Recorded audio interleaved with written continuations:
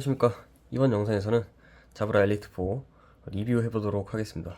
리뷰라고 해도 제가 이틀 정도밖에 사용을 안 했기 때문에 아주 정확한 리뷰라고 할 수는 없고요. 그래도 장점, 단점, 그리고 이 제품만의 특징, 그리고 총평까지 해가지고 기승전결 완벽하게 리뷰 해드리도록 하겠습니다. 일단 장점 먼저 다뤄드리겠습니다. 장점 첫 번째로는 밸런스 잡힌 소리가 장점이라고 할 수 있겠습니다. 극점은 약간 많은 편인데 EQ로 해결이 가능한 수준이고요. 전반적으로 올리브 웰티보다는 이니어 타겟에 근접한 소리가 납니다. 드라이버가 6mm인 것 치고는 큰 사이즈의 스피커로 듣는 그러한 약간 디케이, 그러니까 울림이 약간 큰 사이즈의 스피커로 듣는 느낌이고요. 로켓 모드에 따라서 전체 전반적인 톤 밸런스, 그러니까 소리가 달라지는 것 같지는 않습니다. 음색이 달라지는 것 같지는 않아요. 두 번째 장점은 이어팁입니다. 개봉기 때도 말씀을 드렸는데 이 제품 이어팁이 굉장히 이게 두껍고요. 여기도 두껍고 여기도 단단하고 해서 이어팁이 좋습니다. 이어팁이 착용감도 좋고 극저음도 잘 잡아줘가지고 이어팁이 굉장히 좋다라는 게 느껴지는 수준입니다. 이 이어팁을 QCI T13에 꽂았을 때 QCI T13에서도 극저음이 이제 확 늘어나는 게 느껴지는 수준이었습니다. 물론 QCI T13 같은 경우에는 극저음이 그렇게 빠지더라도 빠지는 걸 가정해서 이제 튠이 다 되어 있는 모델이기 때문에 굳이 이 제품의 이어팁을 굳이 QCI T13에 적용할 필요까지는 없어 보입니다. 세 번째 장점입니다. 세 번째하고 네 번째 장점이 사실상 이 제품의 가장 큰 특장점이라고 할 수 있는데요. QCI T13이랑 똑같은 5등급 방수가 되고 지금 사진 하나 띄워드릴 텐데 샤워기로 대놓고 물을 쏴도 문제가 없을 정도입니다. 네 번째 장점은 물리 버튼이라는 겁니다. 이제 QCY 같은 경우에는 이제 걔네들이 오작동을 줄인다고 해서 한 번 터치를 이제 끌 수 있게, 그러니까 기본값이 꺼져 있고 켤 수 있지만 어쨌든 한 번 터치를 막음으로 인해서 물에 대한 오작동을 막으려는 노력을 했죠. 이제 근데 얘는 애초에 버튼이 물리 버튼이기 때문에 버튼 쪽 실링의 수명이 다 되지 않는 이상 오작동이 될 확률이 사실상 0%라고 봐도 됩니다. 다섯 번째 장점 같은 경우에는 개봉기 때 말씀드린 그 이압 해소 홀이 물에 막히지 않습니다. 이게 얘네가 방수 이어폰을 만들어 온 짬밥이 여기서 보이는 건데요. 이어팁을 벗겨보면 얘네가 이 이압 해소 홀을 진짜 정밀하게 잘 깎아놨습니다. 아주 작게. 물론 물이 여기로 대놓고 들어가서 막히는 건 어쩔 수가 없는데 이어팁을 끼고 귀에 착용을 하고 있는 상태에서 이쪽으로 물이 안 들어간다는 가정하에서는 저 이압 해소홀이 애초에 막힌 일이 거의 없습니다. 이압 해소를 애초에 작게 만들어서 막히지 않도록 잘 설계가 되어 있고요. QCI T13 같은 경우에는 그 이압 해소홀이 상대적으로 크기 때문에, 그러니까 좀 무식하게 뚫려 있죠. 그래서 샤워기 물을 그렇게 대놓고 맞으면 이압 해소홀이 막혀서 소리가 약간 먹먹해지는 그러한 문제가 있습니다. 여섯 번째 장점은 다섯 번째 장점이랑 좀 이어지는 부분인데 방금 보셨다시피 물을 직접적으로 이어폰에 쏴도 침수가 안 되는 건 5등급이니까 당연한 거고, 근데 이 물이 웨이더로 들어오지 않았습니다. 이어팁이 단단한 이유도 있을 거고요. 이 형태 자체가 완두콩 형태의 이어폰이기 때문에 상단에서 들어오는 물을 좀 잘 막아줍니다. 웨이더로 이렇게 침투하는 물이 상대적으로 이제 QCI T5나 T13 이런 제품들보다 적습니다. 일곱 번째 장점으로는 무게가 굉장히 가볍다는 겁니다.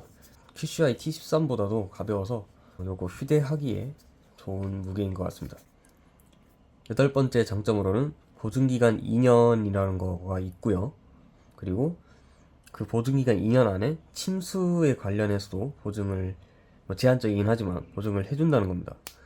그래서 고장에 대해서는 2년 동안은 걱정을 안 하고 사용할 수 있다는 큰 장점이 있습니다.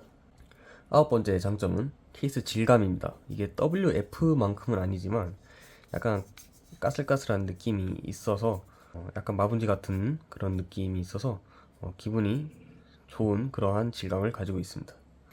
열 번째 장점으로는 앱 지원입니다. 요즘 QCY도 다 앱을 지원하기 때문에 이게 뭐 아주 특별한 장점은 아닌데요.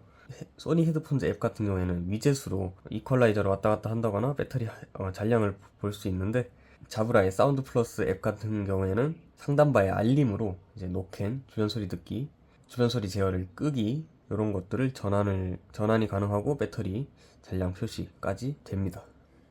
11번째 장점 같은 경우에는요, 요거는 사람마다 약간 케바케가 있을 것 같아요. 저 같은 경우에는 이제 최대한 넣어도 얘가 약간 살에서 뜨거든요. 그게 이유가 보니까 얘가 노즐이 굉장히 길어요.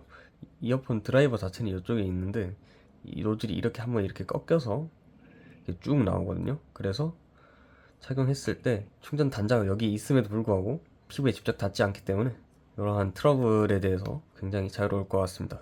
12번째 장점은 사이드 톤이라고 이름이 되어 있는데, 통화 중에 이제 주변 소리가 들리게 해주는 그러한 기능인데, 이게 WF-1000XM4는 기본 값으로 켜져 있고 끌 수가 없어요. 끌 수가 없어서 좀 이제 지하철 같은 데서 통화할 때 상대방 목소리가 주변 소리 때문에 묻혀서 정상적인 통화가 어려운 부분이 있는데, 요거 같은 경우에는 그 사이드 톤 기능을 끌 수 있습니다. 앱에서 끌 수 있고요. 그래서 요걸 장점으로 넣었습니다. 이 기능이 들어가 있으면서 이제 껐다 켰다 할 수도 있기 때문에 요거 확실한 장점이 되는 것 같습니다. 13번째 마지막 장점 같은 경우에는 멀티포인트 관련 장점인데요. 멀티포인트가 이제 두 기기에 연결이 되는 거잖아요. 두 기기에 연결이 되는데, 예를 들어서 1번 기기에서 노래를 재생되고 있는데 2번 기기에서 노래를 갑자기 재생을 했다 라고 했을 때 2번 기기의 노래를 다시 멈춰줍니다. 그러니까 포커스가 이미 1번에 잡혀있기 때문에 2번에서는 어차피 소리가 안 나잖아요. 그렇기 때문에 자동으로 재생을 멈춰주는 그러한 기능이 탑재되어 있습니다. 요거는 이제 다른 제가 써본 멀티포인트 기기에는 없는 기능이었거든요. 제 WF도 그렇고 전에 쓰던 QCI QI11도 그렇고 다른 멀티포인트 되는 제품들은 이런 기능이 없어요. 그냥 둘 다 재생이 되고 있고 포커싱 된 쪽에서만 소리가 나오는 게 보통인데, 얘 같은 경우에는 포커싱이 안 돼 있는 쪽에 노래를 자동으로 멈춰준다는 이러한 기능이 저는 마음에 들었습니다. 쓸모없는 배터리 소모 줄여주는 거잖아요. 저는 굉장히 좋아 보였고요. 자, 이제부터 단점 들어가도록 하겠습니다. 단점은 장점이 13가지인데 단점은 12가지가 있습니다. 최대한 장점, 단점 개수를 맞추려고 노력을 했고요. 첫 번째 단점 들어가겠습니다. 첫 번째 단점은 장점에서 꼽았던 단단한 이어팁입니다. 단단한 이어팁이 요거 좀 약간 억지라고 생각할 수도 있는데, 저 같은 경우에는 단점이었어요. 이 단단한 이어팁이 코어 부분이 너무 단단하고 좁기 때문에 타사 이어폰에 끼우기 힘듭니다. 못 끼운다는 건 아니에요. 끼울 수 있긴 한데 끼고 빼기가 너무 빡셉니다. 두 번째 단점 같은 경우에는 노이즈 캔슬링이 너무 약하다는 겁니다. 저음 쪽 소음이 큰 환경, 그러니까 뭐 엔진 소리라던가 저음 쪽 노이즈가 아주 큰 환경이 아니라면 노이즈 캔슬링 체감이 힘들 수도 있습니다. 게다가 얘는 퀄컴 칩셋이기 때문에 약간 히즈 노이즈가 기본적으로 깔려 있단 말이에요. 그렇기 때문에 노캔을 키든 안 키든 이어폰에서 계속 노이즈가 나오기 때문에 노캔이 사실상 노캔은 그냥 없다라고 생각하고 요거는 사용하시는 게 맞을 것 같습니다. 노캔은 좀 실망이 큽니다. 세 번째 단점, 두 번째 단점 얘기할 때 말을 해버렸는데 약간의 노이즈가 기본적으로 깔려 있습니다. 퀄컴 칩 종특이고요. 노이즈 캔슬링을 키던 주변 소리 듣기를 키던 제어를 끄던 모두 다 약간의 노이즈가 있습니다. 정도의 차이는 있지만. 네 번째 단점은 이제 자브라 이어폰들이 이제 컴포트 이런 느낌의 컨셉의 제품인데, 뭐 운동할 때도 쓰고, 그런데 생각보다는 유닛이 좀 큰 것 같습니다. 이게 노즐이 길어서 그렇게 꽂았을 때 그렇게 보이는 걸 수도 있는데, 저 같은 경우에는 꼽았을 때 WF만큼은 아니에요. WF-1000XM4만큼은 아닌데 약간 프랑켄 룩이 되긴 합니다. 약간 갤럭시 버즈 FE나 T13이나 이런 것처럼 귀에 딱 들어가서 이제 피부에 달라붙는 이런 느낌이 아니고 약간 프랑켄 스타일이 됩니다. 다섯 번째 단점 같은 경우에는 불친절한 이퀄라이저가 있습니다. 이제 뭐 30Hz나 뭐 20kHz까지는 뭐 바라지도 않아요. 16kHz가 없다는 게 좀 아쉽고요. 앱에서 이퀄라이저 조절할 때 데시벨 표시가 없어서 이거 몇 단계로 지금 내가 조절을 하는 건지 알 수가 없기 때문에 감으로 이퀄라이저를 조절할 필요가 있습니다. 여섯 번째 단점은 부자연스러운 주변 소리 듣기입니다. 볼륨이 좀 낮기도 하고요. 저음하고 중음 쪽만 너무 들어오다 보니까 목소리 구분하기가 힘듭니다. 약간 먹먹한 소리죠. 그래도 없는 것보단 나은 것 같아요. 일곱 번째 단점 같은 경우에는 aptx로 연결했을 때 모노 모드로 동작이 안 된다는 겁니다. 이거는 aptx의 문제일 수도 있는데요. 그러니까 이어폰을 한쪽만 끼고 사용하는 경우도 있잖아요. 왼쪽만 낀다거나 오른쪽만 낀다거나. 그러면 모노 모드로 전환이 돼서 왼쪽 오른쪽 채널을 하나로 합쳐서 모노로 쏴줘야 되는데 aptx 같은 경우에는 이제 뭐 지연율도 있고 뭐 배터리 소모율도 있고 뭐 그래서 일부러 이렇게 좀 야매로 퀄컴 쪽에서 해놓은 것 같은데 왼쪽 이어폰을 단독으로 착용을 하는데 왼쪽 채널만 나옵니다. 그래서 노래가 이상하게 들린다든지 일부 음악에서는 좌우 채널이 많이 다른 경우가 있기 때문에 확실한 단점인 것 같습니다. 뭐 폰에서 따로 모노 모드를 켜면 괜찮긴 하는데요. 예를 들어서 뭐 아이폰에서 사용을 하거나 윈도우에서 사용을 하는 경우도 있을 거잖아요. 심지어 윈도우 10도 aptx를 지원한단 말이에요. 근데 윈도우는 모노 모드를 지원하지 않죠. 그래서 한쪽만 사용했을 때 확실히 단점이 되는 부분입니다. 여덟 번째로는 케이스 배터리 확인이 어렵습니다. WF-1000XM4랑 뭐 아예 동일하지 않네요. 얘는 지금 뚜껑을 열고 닫는 인식조차도 못하죠. 얘가 가격대가 저렴한 제품이기 때문에. 그래서 이때도 배터리 잔량을 알 수가 없고, 이어폰 유닛을 빼거나 다시 꼽을 때 LED가 나와서 배터리 잔량을 대략적으로 알 수 있는데 그냥 대략적으로밖에 알 수가 없어요. 이제 뭐 앱에도 표시가 안 되고요.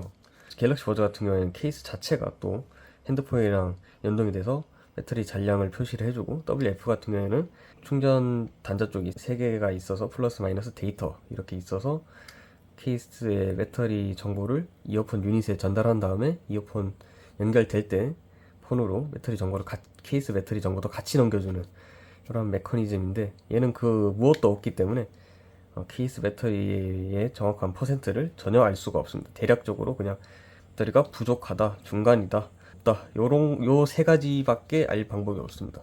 아홉 번째 단점은 배터리 부족 알림음이 10% 이상에서는 없습니다. 배터리가 한 20%부터 이제 폰에서는 부족하다고 알림이 계속 뜨거든요. 이게 구글 패스트페어 지원 제품이기 때문에 안드로이드 시스템 상에서 계속 배터리가 부족하다고 띄우는데 원래는 WF-1000XM4 같은 경우에는 로우 배터리라고 안내음도 나오고 심지어 QCI조차도 뭔가 비품이 나거나 하거든요. 근데 얘 같은 경우에는 배터리가 부족할 때 그 어떤 알림음도 나오지 않습니다. 그냥 뭔가 이상하게 그냥 볼륨이 작아졌다가 다시 커져요.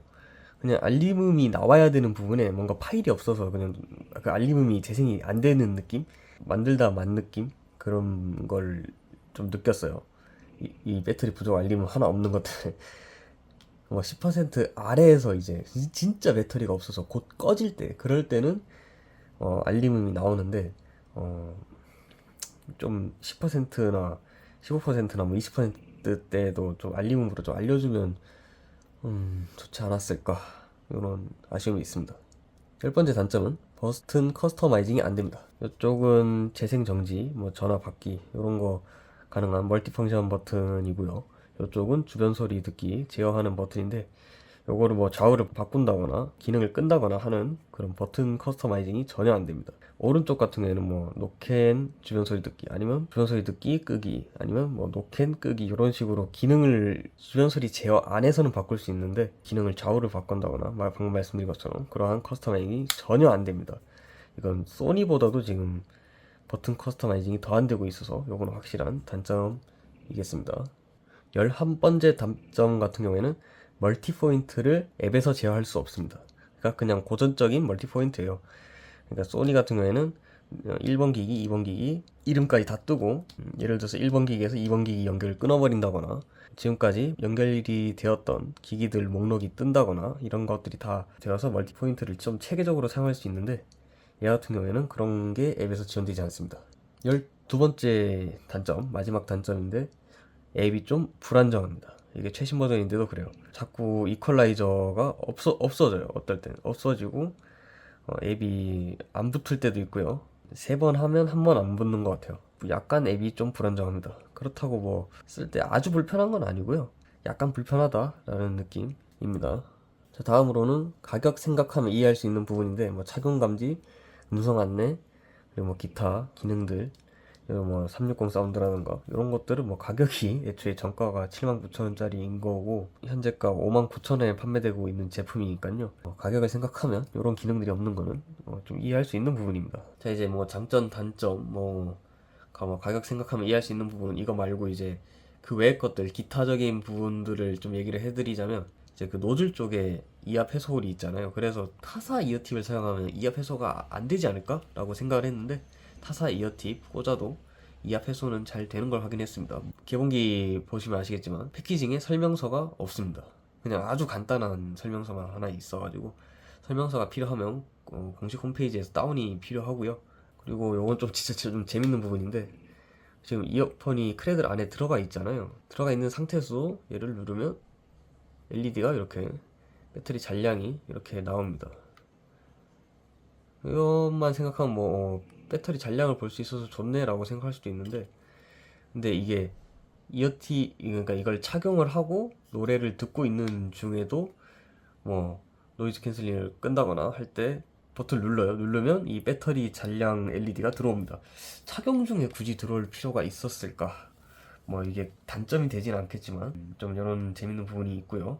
딜레이 같은 경우에는 뭐 SBC나 aptx나 둘 다 그냥 평범하게 300ms대로 무난무난한 딜레이를 보여줍니다. 그리고 코덱 이야기가 나왔으니까 SBC랑 aptx는 서로 소리 차이는 제가 느꼈을 때는 전혀 나지 않았습니다. 물론 뭐 장기간 써보면 aptx에서 뭐 배터리나 뭐 연결성에서 우위가 있을 수 있겠죠. 단점에서 말씀드린 것처럼 모노 모드가 안 되기 때문에 뭐 단독으로 썼을 때 배터리가 더 오래 간다, 뭐 연결성이 더 우수하다, 뭐 이런 게 있을 수 있겠죠.